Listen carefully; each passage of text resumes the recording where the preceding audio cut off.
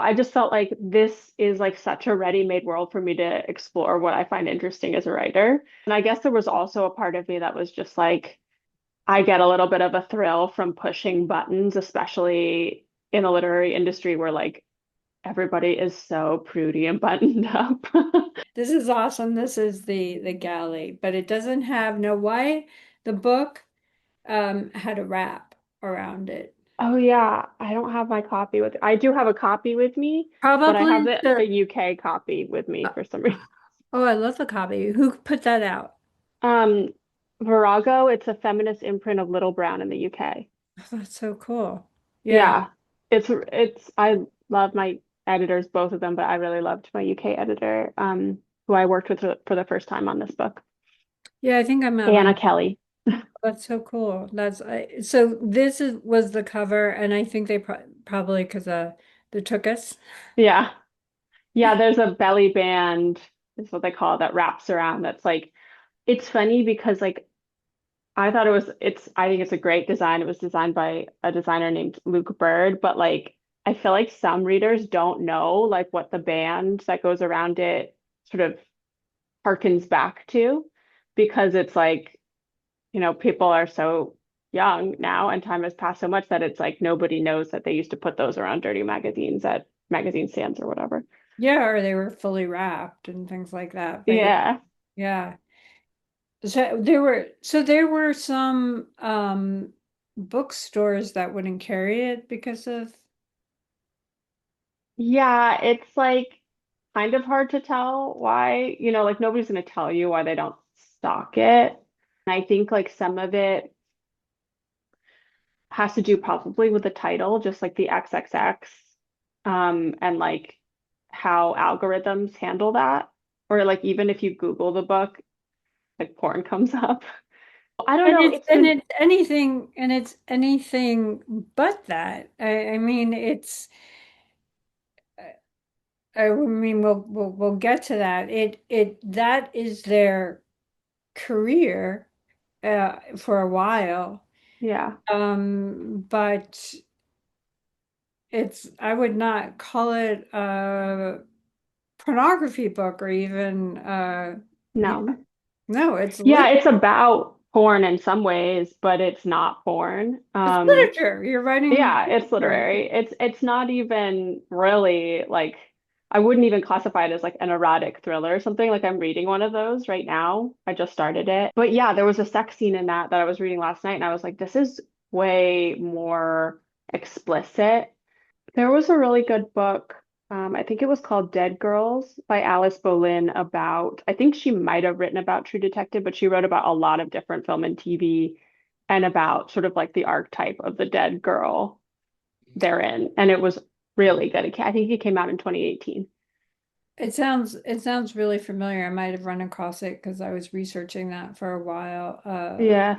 Um, that's why. Oh, what's that? I should have the movie. It was about a girl who she's in a like a group home and she's raped. Like you see this thing happen, and they doubt her. The thing about the movie is it refuses to have the male gaze on the victims, and it also shows that there are elderly. There are a couple of elderly rape victims, and it's so important because it's a rape is an act of violence. It has very little to do with sex. Yeah, for sure.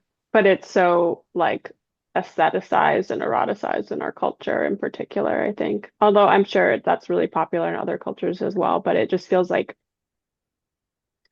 yeah, I don't know, like that sort of like mind fuck of the dissolution between like intimacy, sex, and then violence culturally. And a lot of this does have to do with porn. But it also has to do with the way that porn is like consumed by us and then made like ubiquitous culturally. But it's just like it's how can anyone on a personal level figure out like where each of those things begins and ends for themselves in a culture that is just so like dedicated to mashing them all together.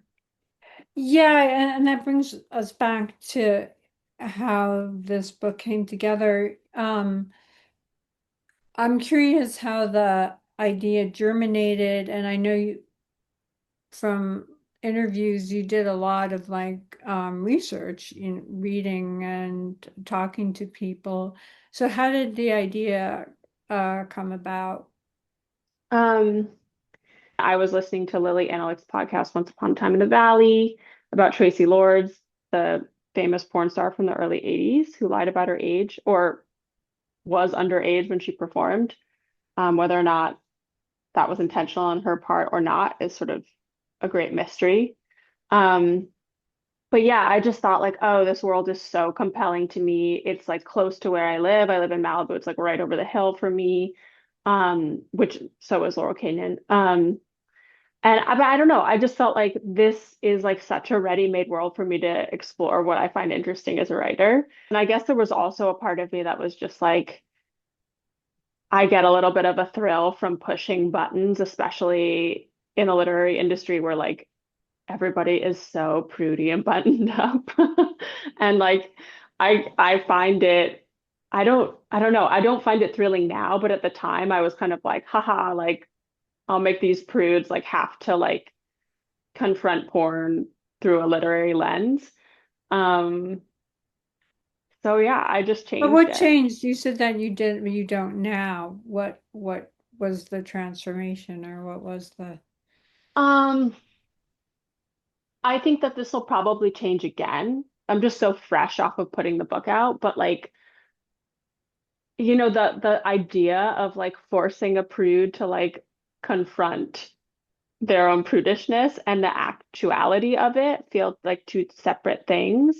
Like, it just feels a little clearer to me now that there's not much that I can do aside from the book itself that is going to change people's minds on the subject of pornography. Like it is such a hot button issue. It is so taboo, way more so than I thought. And just encountering people's reactions to the subject matter, not people who have read the book, just people who like understand that it's a thing that exists in the world now.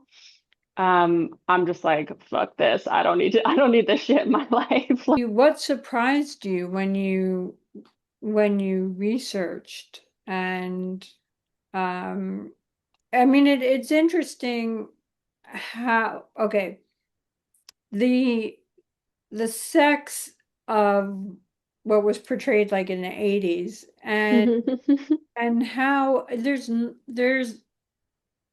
my opinion there's more pornography available that I mean you can find like women's gaze kind of stuff, but there's still that idea of very little foreplay and it's just him lifting up her skirt, maybe touching a little bit and oh you're so wet and just the penetration and she's like coming right away when and and make the screams and the yells and all of that and how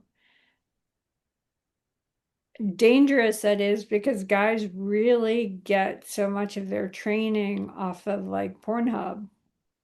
Yeah, I think it's like, porn is a fantasy and it exists to explore fantasy, but it can be really difficult. And I'm sure this was true in the past too, but I think increasingly so now. Like, I think we underestimate people's ability to separate the fantasy from the reality. Um, and again, like, of course, like you said, there exists more porn now of every sort, and like every fantasy pretty much, is represented or has the potential to be represented, and that can be a great thing. And that can be a great thing for like, women's gaze, women's fantasies, porn created by women for women, but um there's also like an overload that comes along with it of just information um, that can be really hard, I think, for the human brain to just sort of categorize and conceptualize.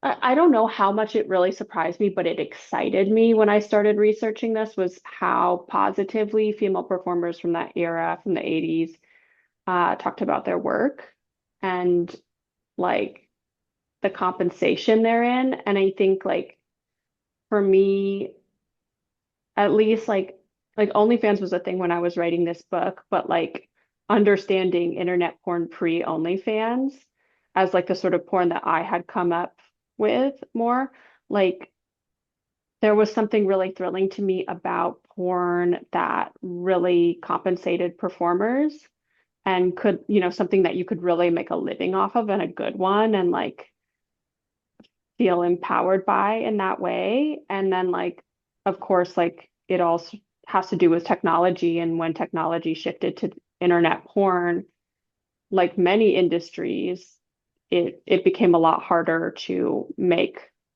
a good living that way. And then OnlyFans came along again and changed that.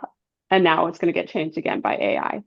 Um, but Yeah. yeah, so I was just sort of surprised by like how much like love and appreciation performers had for their careers. And like that was mostly performers who had big careers. And there's also, you know, so many people who haven't told their stories on any kind of record and who didn't have positive experiences. So I didn't want to like omit that in the novel. I wanted to make sure that it showed multiple sides to the story.